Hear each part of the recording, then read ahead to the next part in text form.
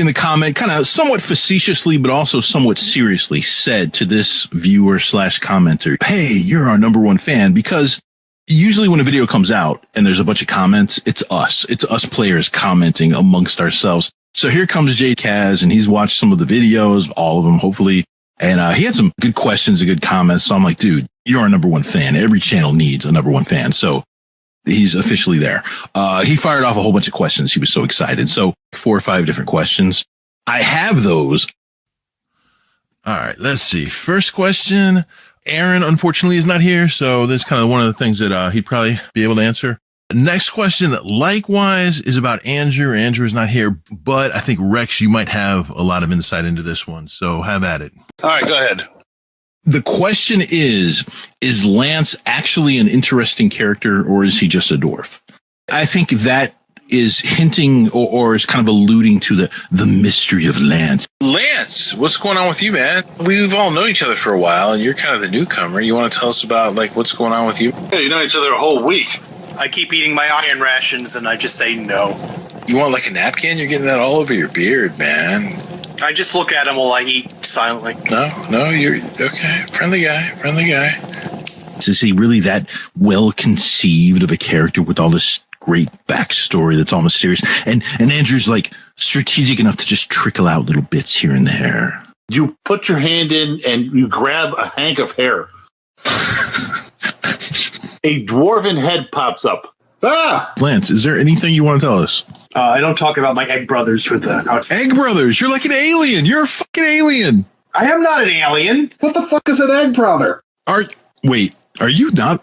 You're not a dwarf. Of course I'm a dwarf. Changeling. I'm not a changeling. Andrew doesn't know anything about the backstory. I made it all up. I made it all up on the fly. He had nothing to do with it. That's why it's interesting. It's because I'm the one that made it up. He was good enough to keep his mouth shut and actually let you do it. He just ran with it. Do you have like all these really unfair, cool backstory, dimensional hatch, egg, beard, shavy, face mutilating things going on? What's going on? You don't need to know. I hate that he's made me ask. He's been dying for us to ask for so long, and damn it. Now I'm curious. He's just, he's come up with suggestions here and there. You guys said I can get as weird as I want, so I decided to do something weird with him. As Rob points out, dwarves are pretty not very well constructed a lot of the time. They pretty much have one personality. That's it.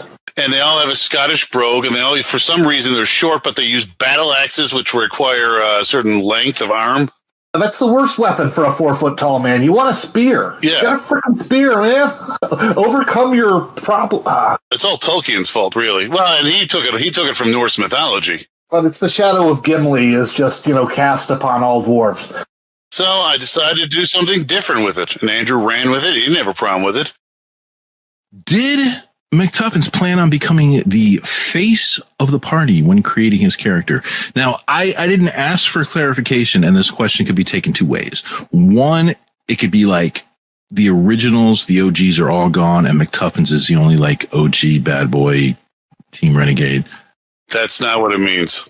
Does it mean the face, like the utility guy, the skill monkey? The guy who does the talking is what he's the most obnoxious member, so he's the one everyone pays attention to. I am the OG bad boy, though. That is a fact. No, Rob didn't intend it. Rob just playing his fucking character. Yeah. I was not making a party leader. You still haven't made a party leader. No, he's not the party leader. He's absolutely not. No, everybody hates him and constantly is, derisive. And never does what I say, so I don't see why that makes me a face in any way. Next question. How much does the GM make up on the spot? And, you've said in game a few times before that, a lot of this you're just pulling out of your own ass. So those first couple of sessions completely were literally rolling on random charts and see what popped, because I didn't know if I was going to go anywhere.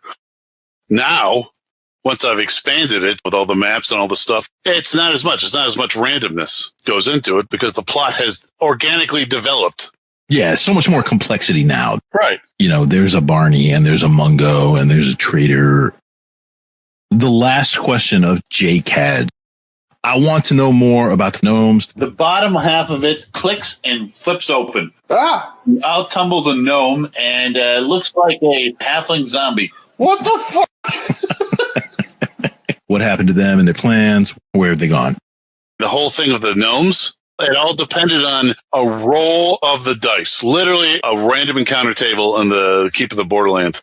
That's your first gnome encounter, and everything that came up from there just sort of came to me as we went along. The thing lifts off in the air, flies up about 30 feet, and then blinks out of existence. Oh, shit. I can't even comprehend what the hell just happened. There's time traveling gnomes. These are steampunk creations. Did the gnome have a top hat and goggles that were up on the top hat and not on its face? No, that you can see. It started out as just a random table thing, and in your head, you're like, gnomes tend to be like tinkerers and technologically advanced. So somehow that morph. Okay, honestly, this all comes down to a paperback horror novel I had in the 1980s called The Little People. It's got a bunch of gnomes flying out of a castle, and they're all wearing swastikas. Cool. This sounds awesome. Oh, yeah. And that has been my perception of gnomes ever since. I mean, the problem I have with gnomes is the problem I have with dwarves. They're boring. There's nothing different about them. Gnomes aren't that interesting of a race. They've got no personality about them, so I gave them personality.